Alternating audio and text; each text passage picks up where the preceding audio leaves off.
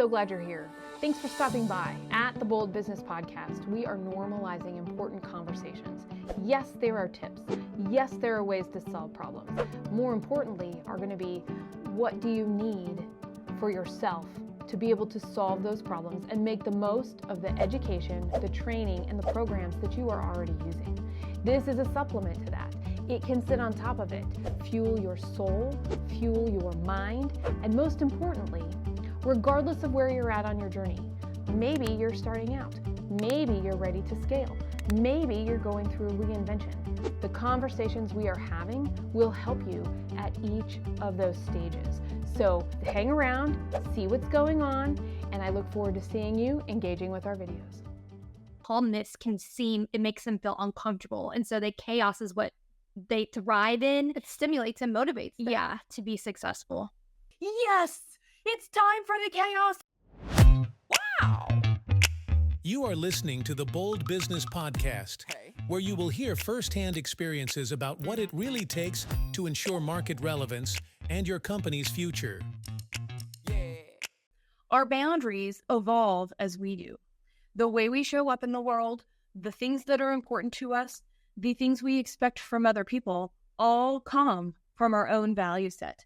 I was talking with Jan Yuhas and Jillian Yuhas about this, and what I will tell you is that our conversation had 3 key takeaways. The first was, we have to recognize in our negotiations, the goal is to get to common ground, to find the best way forward and the right solution for right now.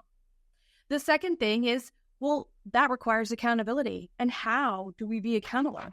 And a third thing is that when we all have a voice and we all are open to receive the perspectives of those around us and their voices, that's ultimately how we will be able to move forward together. So when we talk about things like being assertive, when we talk about transparency and honesty and communication, we just have to recognize ourselves first. And how do we take care of ourselves in the moment? How do we prepare and show up? How do we recognize the distance which we have come to get to where we are so that we can keep going forward, not only on our own journey, but also with the journeys of everybody who is on the path with us right now. And of course, over time that will change, and maybe our paths cross in different ways, or maybe they cross once and they move on. Whatever it is, we have the ability with our boundaries to create that win-win, to create the best possible outcomes, valuing each other, valuing ourselves, and really working toward how can we get to that common ground to make an impact. And Jan and Jillian share their experiences and are coming with the viewpoint of conflict resolution strategists. And they're international best-selling authors. They have a book called Boundary Badass, a powerful method for elevating your value and relationships. They coach highly ambitious entrepreneurs. They coach businesses. They have been working with over a decade with them to understand how to resolve conflict, apply business psychology to negotiate agreements for overall lasting success that makes everybody feel good and accomplished. I'm excited for you to see this show. When there's business goals, what we tend to see is there's usually a lack of self-discipline in place sometimes, or a clear plan of action in how that goal is going to be achieved. And then making sure that we have step-by-step accountability or integrity within that plan of action in order to meet deadlines and achieve the end goal. But I think a lot of it boils down to, it could be a lack of transparency from multiple people involved and team members of not having defined roles. But a lot of it can also boil down to, I think, that lack of strategic planning and accountability. I actually just saw a stat. 80% of companies feel like they plan well. 44% of those companies feel like they execute well. And I thought that was fascinating. And that's actually one from this year. And I went back over time, and that's actually similar for the last 20 years. Give or take 5 points in either direction, but it's usually about half, right? However good you think you are, you're half as good at actually doing the execution. So you hit a lot of keywords here: transparency, accountability. I'd like to start there. Accountability. how do you start accountability? I think that begins with being aligned to your inner truth and your value system, because if you're not aligned to who you are, it's going to be much harder to maintain that accountability through the ups and downs that you're going to face along the pathway when trying to achieve those goals, because it's never a straight line, as we all know. So in one way to be accountable is understanding what that value alignment is to your inner truth. And that's what's going to help you stay steady through that pathway as you keep striving towards the goal. If you're not getting your goal and you feel like you've aligned your values, what then? How do we dig deeper into this? If we are not meeting our goal and we are aligned to our values, you ask? You think you are. Yeah, there's actually a lot of people can think that they have a lot of integrity in terms of who they are and their character. But what happens is sometimes when we have setbacks, when we're trying to reach our goal, these maladaptive coping skills we might have might overtake the process.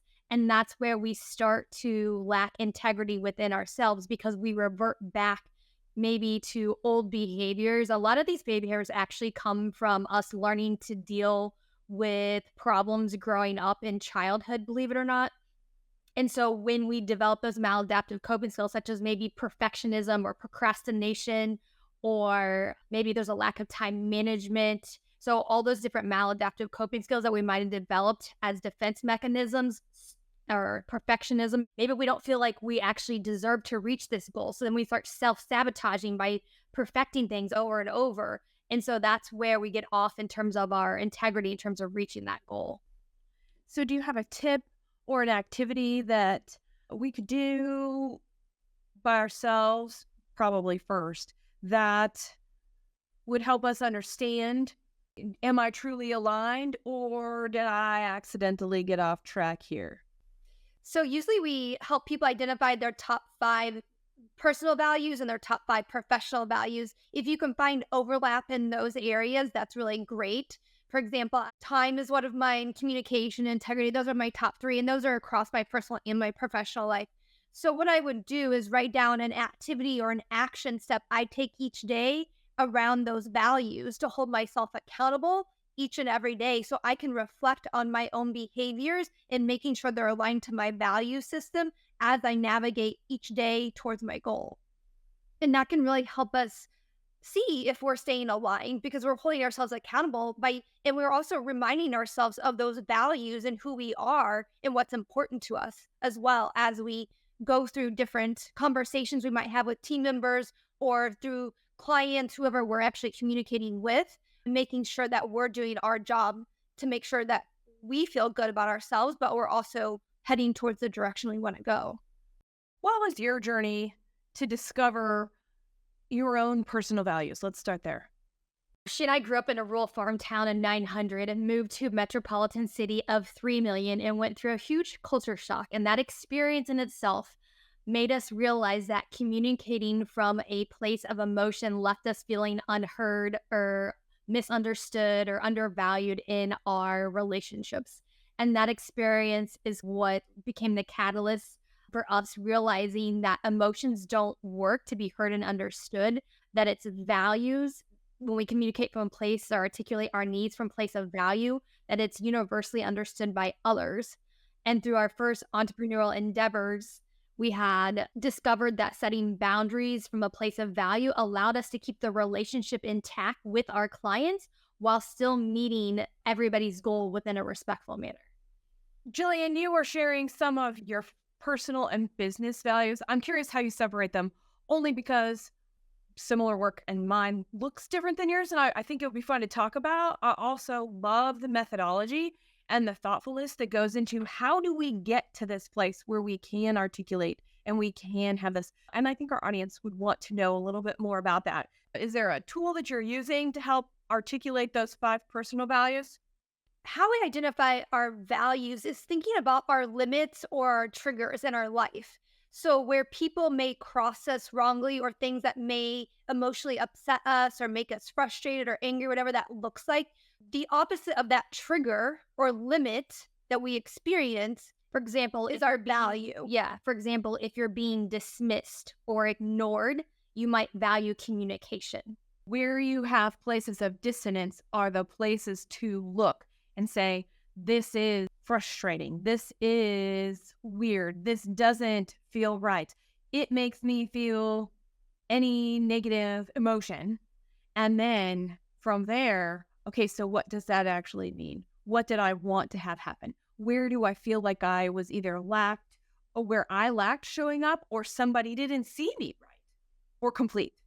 Because sometimes when people are expressing themselves, they either can choose to stay silent and not show up, so they think the other person can read their mind, but they're not expressing that need in that moment because maybe they've gone into a freeze trauma response and just shut down and went silent altogether. Or maybe they overreacted and became emotionally heightened and went into a fight trauma response. And so then the other person may not have heard what they said either because they were just trying to protect themselves in that moment. Once you have these elements of self-reflection, this is what's showing up for me, and there's some work that has been done to go, so here's what I actually wanted or desired or felt like would make the situation complete. That's the value statement. And then what do you do with those value statements? The goal is to show up every single day according to your values because that's what holds you accountable and maintains integrity, and that's how we feel good about ourselves. So in a way, it's a form of like self-care and self-love, which we need in order to be a great performer or be able to reach our goals. So if we're not aligned to those values, it's going to feel much more challenging because we're going to feel anxious or frustrated because we're not aligned to our truth. Also, we can't really set boundaries with others. So if we say we value time management, yet we constantly keep missing our deadlines of when something is due, that's showing that we don't have integrity or we're misaligned to our authentic truth. And I think a lot of times when people, they want something they desire and that's a need, that they might value time management, but then they're lacking that integrity within themselves to reach that deadline. And I think too, a lot of times people will expect other people to meet a certain deadline, but yet the fact that they're not meeting their own deadlines or not showing up in a way in terms of if a team is working together, it's really hard to ask for something if you're not already honoring it in your life and it's important to you. Or they're projecting blame onto somebody else as to why the project didn't get done according to that timeline. I'm your host, Jess Dewell, and we're getting down to business on the Bold Business Podcast. This is where we're tackling the challenges that matter most to you with actionable and achievable advice to get real results that lead to your success. Don't forget, press that bell icon so you never miss a program. And it's time to subscribe as well. Focused on growth? Listen to more programs like this which support the challenges and opportunities you are working with right now. Come on. Search Bold Business Podcast for the key terms at reddirection.com or your preferred podcast listening app. I'm glad you brought up the time piece because I will tell you what, I hate linear time. There are very few things in this world I will say HATE to. Linear time is one of them. I know people talk about island time or something like that, but I was like, no, when I show up, that'll be right. It's supposed to be whatever it is. It's the authentic part of me. I've got my own system and that can work, but that also has an edge that doesn't meet other people in their value of time. So that was actually what the breakdown ended up being was, oh, so it's okay for me, but if other people are not okay with it, or I'm not able to communicate it, or it doesn't fit to the common goal, then I was having this problem. And this coach was able to help me identify that. And to your point about accountability, she gave me a task. She said, what are you going to do every day to make sure you own up and meet somebody or something for yourself or another in linear time? And it took a little while. When it clicked, it really clicked, Jillian and Jan. It really, really clicked. And it made a huge shift all at once. We can talk about this and we can practice it, and it can be hard. And I took a little while, but when it happened, it was boom, done, shift. And if there's ever a linear time problem, usually, to your point, stressor, trauma response, something that put me back into just time instead of shared time. Yeah, and I'm glad you brought that up because most of the time when we have a shared common goal with two people, now as an entrepreneur, if you're just working on solo, you can have that flexible time of to when you're going to get things done because you're just in your own space and time. But if it's a shared goal and we have two opposing perspectives of how they view time, that's when we have to negotiate a compromise in resolution, which is how we set boundaries based on the value of time. So that way each person can come together and find common ground, and the connection is the boundary set so that each person is getting their needs met, but with the shared common goal at the end of the day. I'm curious, was there a big aha that was this huge shift that there was nowhere to go but forward and it left behind what needed to be left behind? In terms of our personal lives? Yeah, just your personal values. Yeah. The personal values, yeah. We realized when we had moved from such a rural farm town, we were always used to being heard and understood or getting our needs met. We quickly learned that and we had a we mindset as well growing up, being twins. So before we made decisions in business or in life that if it impacted the other person, we would run it by the other person the same way you do usually with a business partner. You don't make a major decision or unilateral decision that's going to impact the business if you haven't ran it by your business partner. And so she and I have always had this we mindset, being twins growing up. And I think when we went to this big culture shock, we experienced a lot of people who had more of a me mindset because obviously they didn't have a twin growing up. And that was a big aha moment for us in terms of setting boundaries. It's having a we mindset versus a me mindset that's going to allow you to achieve the end goal and be on the same page.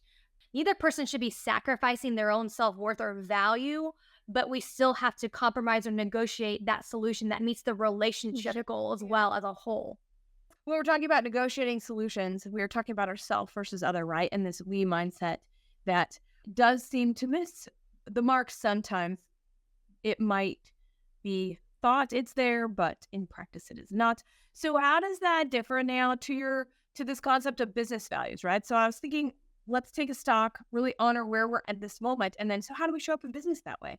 And you started to go there, Jan, with business partner piece. You started to talk about that going from the me to we.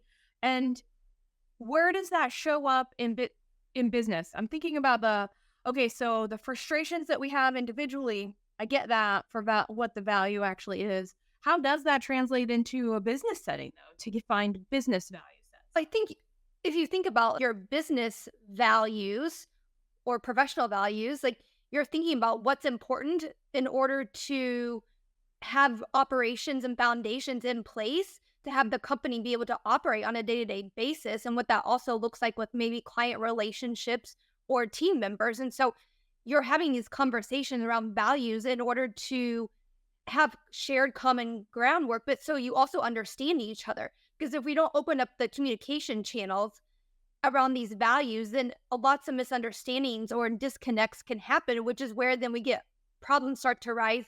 And then we have disconnects and more discord amongst others. So yeah, you want to think about your business, what the reputation of your business is going to be based on. If you don't have a reputation of your business, doesn't have integrity, you're going to start to see a drop off in your clientele probably because you're not creating a trustworthy business where people are going to keep coming back to you or referring you. So your values are also come from your reputation and brand of what you want to be known for in terms of mission as a company. I also think too, when you have these values, you're more likely to attract clientele that have similar values too, and people that you want to thrive and work with. Otherwise, if let's say you have a growth mindset and then you all of a sudden are attracting people, they want to, change their business, the trajectory of their business, but they don't have a growth mindset. They just want someone to do the work for them, like a turnkey. That's going to be frustrating if you don't offer that type of service and you're trying to work together collaboratively to reach their goals. An more or less interactive process. I think we want to work with people who are like us, which makes it more likely to attract those people by honoring those values on a day-to-day basis. In general, when you look at companies, what do you think they're getting right when it comes to boundaries? I think having professional business hours is important in terms of operations to have that positive lifestyle balance within our lives, knowing when to shut everything off and attend to our personal needs, whether it's self-care, family time, whatever that may look like. So professional business hours is important. I also think having very clear operation contracts with clients or operations within a company is also very clear in terms of establishing boundaries of operations and clear roles of each defined what each person employer's role is.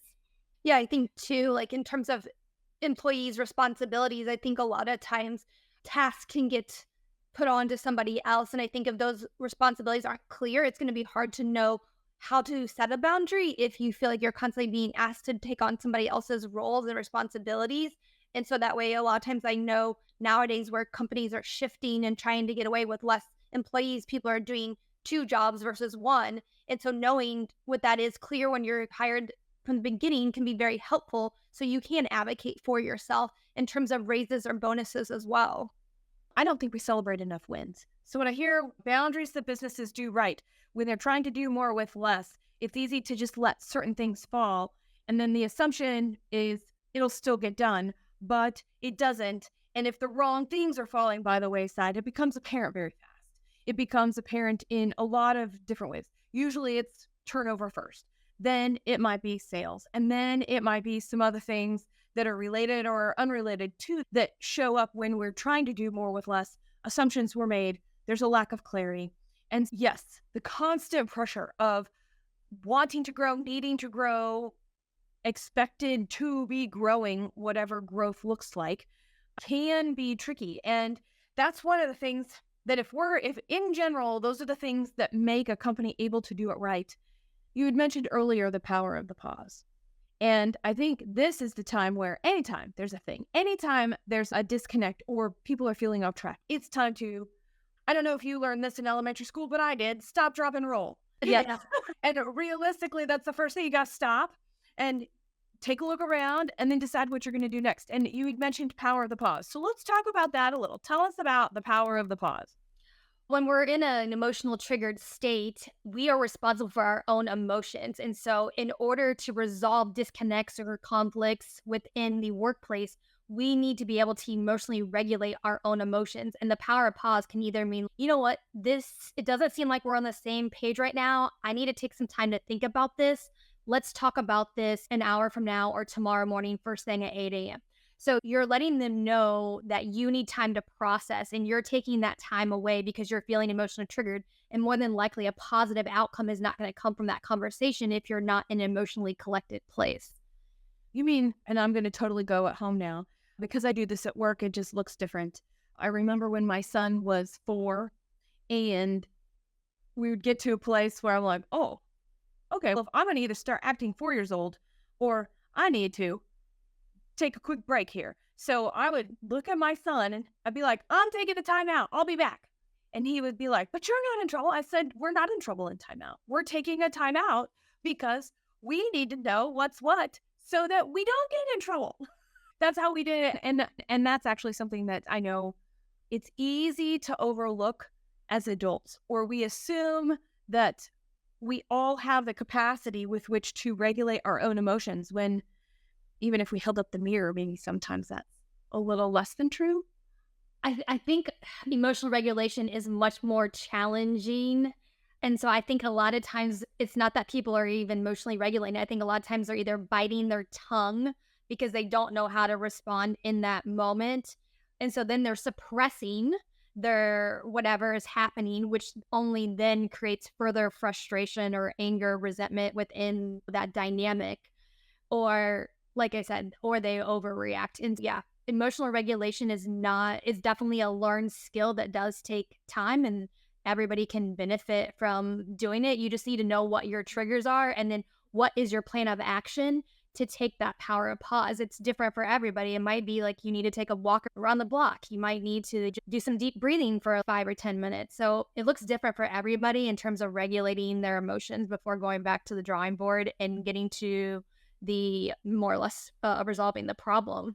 I also think too, if you are stuck in a meeting and you can't leave it and people are really going at it, sometimes it's good to ask a discovery question to the other people to get them talking, which buys you time to create that power of pause for yourself. So you have time to think thoroughly more about what it is that you want to say. So if we ask other people, can you share more about X or help me understand more about Y?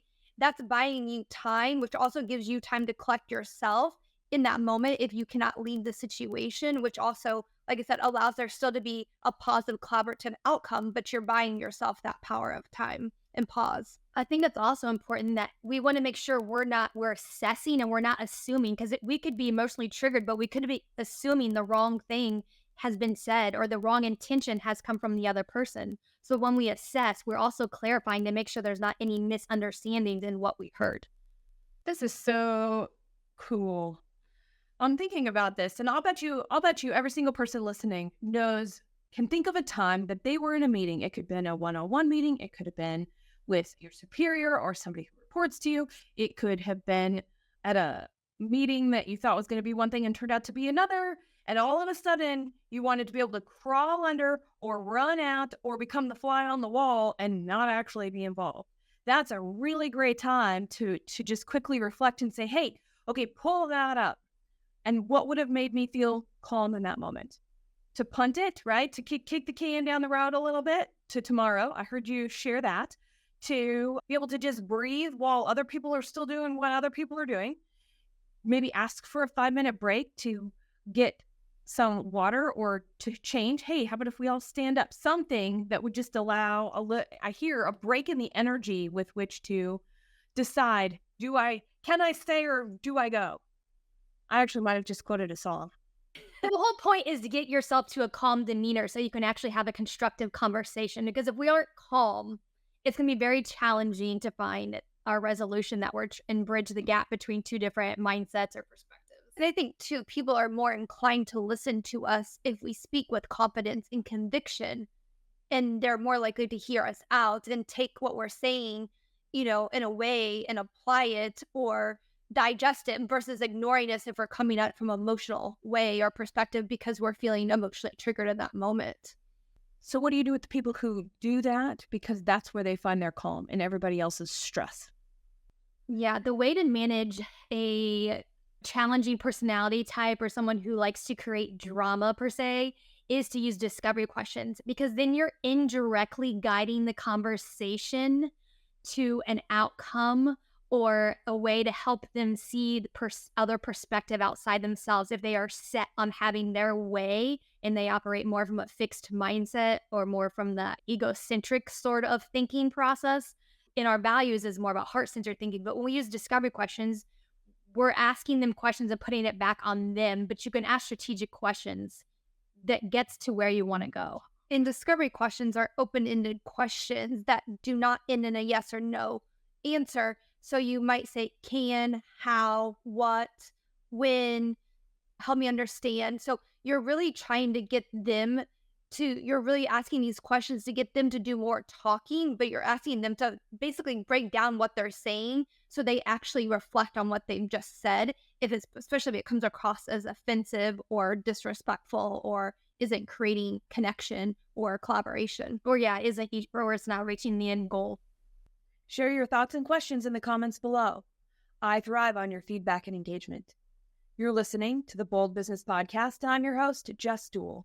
This is your program for strategizing long-term success while diving deep into what the right work is for your business right now.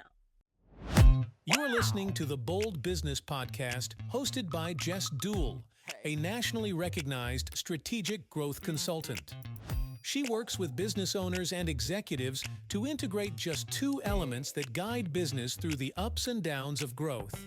Number 1, know what work is necessary.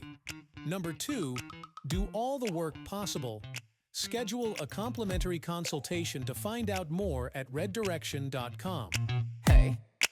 How do you create a working culture that allows anybody to question, are we still working toward the goal? This is where I think true leadership comes in. Everyone should be able to have a voice, and you want your employees to feel like they do have a voice, because obviously that's what makes a company feel collective and allow everyone to want to be a part of the greater mission and work harder and perform well. And so I think a lot of times a true leader is more inclined to want their employees to give them feedback, because that's where people are going to thrive. If you have a leader who's all just about dictating and demanding, that's not really a true leader, which is what's going to create that toxic culture. And can that type of a culture be shifted?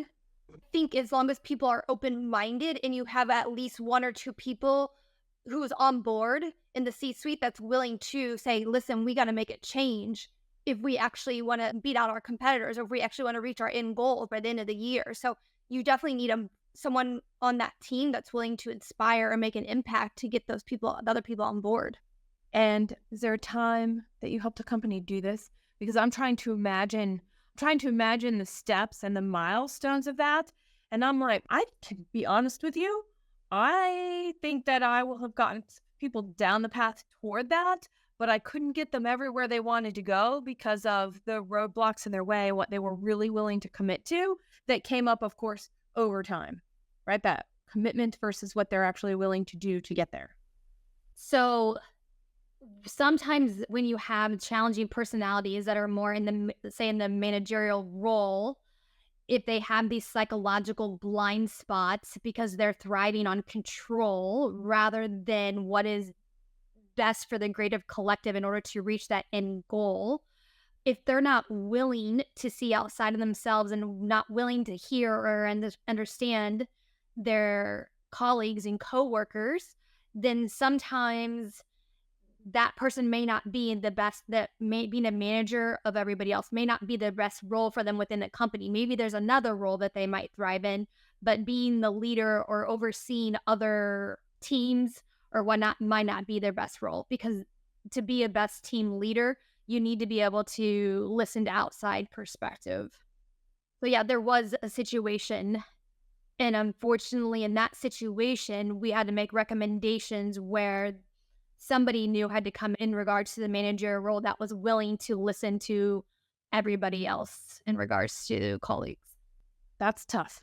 Getting the right people on the right seat, especially when there's tradition, especially when there's credibility or perceived credibility or a huge amount of organizational knowledge, right? That knowledge of everybody that resides in sometimes in that one person can feel stressful. And that's actually, it's really interesting because there's an element of being comfortable in turbulence too here, or comfortable that turbulence will exist. I don't know if you can ever be comfortable in turbulence. I've yet to find a time in my world where I'm actually like, yes, it's time for the chaos and the no, I don't. There are people who thrive in chaos, and that's usually the challenging personality types who have that very fixed mindset because they grew up in a home that had a lot of chaos and they were dismissed. They didn't have a voice. And so they learned the maladaptive coping skills. And so for them, calmness it makes them feel uncomfortable. And so the chaos is what they thrive in. It stimulates and motivates them. Yeah, to be successful. Sometimes there will be people who don't seem to want to be collaborative, and it has nothing to do with the fact that they do or don't, because the want is an assumption here, because they may not know how. True. Correct. Yeah. And it can be it can be subconscious that they're sabotaging the relationships they have with others. Yeah. Okay. And so then I'm going to be like, hey, for everybody who's listening and watching and going, ooh, I can name those people, or I don't know anybody like that. Either way, we all might have a little bit of closed-mindedness in us. We all might have that place where we do close down and we can't be open anymore. And just to be able to, with grace, acknowledge that in ourselves, I think is a huge piece of going, okay, so I'm going to run into this. Okay. And sometimes I might be in the middle of a conversation and go, ooh, look, I became that. Okay. And to the end then, the common goal. So in the midst of this, in the midst of figuring out how to get calm, taking that power of the pause, going back and actually saying, okay, so I want to be accountable to my values. I want to be accountable to what we're trying to do here in our common goal. And we may not be able to get to a place of calm. If we can, that's great. But if we can't get to a place of calm, how do we proceed? Hopefully in a professional setting, you're going to be able to get to a place of calm that we can have a constructive conversation. I've never seen it where there are individuals that I've seen who are very blindsided and refuse to see outside of their perspective and are very adamant about having things their way. But it's not that they're not calm, but Sometimes when individuals are operating more from, like I said, the ego, or if they're actually in an emotional state, and if that emotional is basically blocking the rationale of how to move forward, but it doesn't mean that they're not calm. It's more or less that we have to get to the underlying factors that are impeding the success. And is that usually personal, or is that related to their specific role in the organization? Could be either or both. It could go both ways on that, to be honest with you. Okay, so how do I do this? And I will tell you, I will bring another personal experience into this. I have a 13-year-old, and talk about difficult personality. And I actually said to him the other day, I said, I got to take a break because my best 13-year-old self is showing up here and she will win. And he looks at me and I go, I don't want to act 13 years old. I don't want to do this. And so I had to take a break. And I think being able to say something like that, and by the way, I wish I could have said that and when I said that, I will say, I immediately do self-reflection every single day. What did I learn today? What did I learn today? And what came up, I do a weekly deep dive. And in that I went, I can think of 5 specific situations that still to this day hurt my heart. They could have gone differently, and I couldn't get to the resolution that I wanted, that I felt was the win. It would either stalled or petered out, or we had to do something totally different to start over. And I went, she showed up then. Okay, so here we go. And it was a point with which, look, so this is a place where something is happening. And I get to what you were saying before. I get to look and see, what is this dissonance and why is it causing me this stress? And this is ongoing. Do you ever stop this? I haven't. Have you? Will you? There's always going to be situations that might seem triggering to us. But then, for example, if your child is doing something, I don't know, it's a specific behavior that they're always engaging in that's triggering to you, or what was going to bring out your more disconnecting from your heart-centered guidance as a parent in that moment. But it could be something that they're triggering within you that could relate to something that's deeper from your own childhood that was not resolved. Now tell me this. I believe everybody is doing their best that they can. Yeah, definitely. I always believe that, right? And so if I always believe that, but I still have this dissonance, and I could say, sure, it's childhood related. I don't ever want to make blame for somebody else. It's my responsibility. I chose to react that way. I chose to have the value, or was born with that value, and it's all me. And they just helped me find it. Yeah, no, absolutely. I think too, we can all grow up in different homes, but you could even grow up with the most loving, caring parents, and it could have been a teacher or coach who said something to you that hurt you, that still weighs on your mind or your heart. Or your parents could have said something but not realize how it impacted you because it didn't affect them, or maybe they're used to hearing that from their their parents and grandparents and stuff. And so a lot of times those family generations things get passed down, but we don't realize it's going to impact people differently through each generation. So it's not to say, we all know everyone's trying to do their best job, but it's just some things weigh on people more than others, and we just don't know what that's going to be until later in life. Well, and that's true. And we are all presented with different scenarios, with different resources, with different learnings, and we came here to do different things. And that's one of the beauties of, and so I think we're talking about boundaries, and I'm really glad that this is coming up, because there is no Shangri-La, there is no kumbaya, there is no peace all the time, because we're all doing our best work, and we're all discovering new things, and we're all wanting to make it better. And there's always more than one way to do that. Absolutely. And I think then that's why knowing how to advocate for yourself and have these conversations with people in your personal or your professional life, this is what allows us to bridge the gap between those differences and form greater, deeper connections. So that way we can have more synergy and more, like I said, healthy relationships that allows us to thrive and build and grow and evolve. It's so neat to be able to think about this. And advocacy has come up a lot. How do you define self-advocacy? I think voicing my value, if somebody crosses my limits and I speak up and let them know, or ask more questions or clarity around the behavior that I'm experiencing so I can understand where they're coming from, and then let them know that what my boundary would be in that moment if it's something that's triggering me. So I think a lot of times we were also really shy. So once we learned to voice our value, then that kind of became our thing, that we didn't stop voicing our value. And I just needed the tools or the approach in order to be articulated in a way where I was going to feel heard or understood. And I didn't have that approach back then. Yeah, because it's not always what you say, it's how you say it that's going to make that impact, and whether or not that relationship could be, repaired or evolved. And the whole thing is you have personal boundaries with yourself on a day-to-day basis, but then we have these relationship boundaries with people in our personal professional lives that we have to actually set with people and open up those communication channels and find a way that we're going to collaborate. For example, if you take communication and I'm not receiving, or I haven't heard back from someone in over a week, I would say it seems like we're on two different pages when it comes to email responses. I value communication. Can we agree to respond within a timely manner, knowing we have a timeline to meet XYZ? In a way, I'm advocating for the value of communication, but I'm also addressing that disconnect.